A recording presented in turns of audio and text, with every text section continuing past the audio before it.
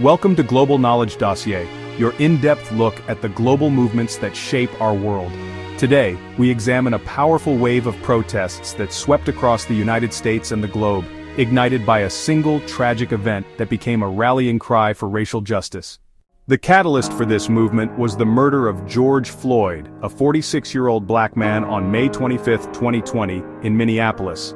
A video recorded by a bystander showed a police officer kneeling on Floyd's neck for over 9 minutes while he was pinned to the ground.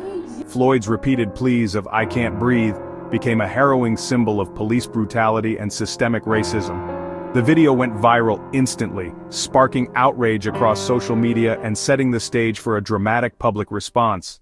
The initial protests in Minneapolis demanding the arrest of the officers involved quickly escalated. The public outrage was not just about the injustice done to George Floyd, but also about the long history of violence against black people. Within days, protests erupted in cities across the United States. Soon, the movement went global, with demonstrations of solidarity in cities like London, Paris, Berlin, and Sydney. The Black Lives Matter movement, which had been active for years, gained unprecedented momentum, becoming a worldwide call to action. The demands of the protesters were clear and multifaceted, reflecting deep-seated systemic issues. Justice for George Floyd. The primary demand was for the arrest and conviction of all 4 police officers involved in his death. Police reform. Protesters called for an end to police brutality, an increase in police accountability, and a reallocation of police budgets to community services. Racial justice. The movement highlighted systemic issues of racial inequality in housing, employment, education, and the justice system. Ending impunity, a broader appeal for a justice system where law enforcement is held accountable for their actions. The movement was largely decentralized, characterized by mass demonstrations, social media campaigns, and a powerful grassroots presence that persisted for months despite police crackdowns and a global pandemic.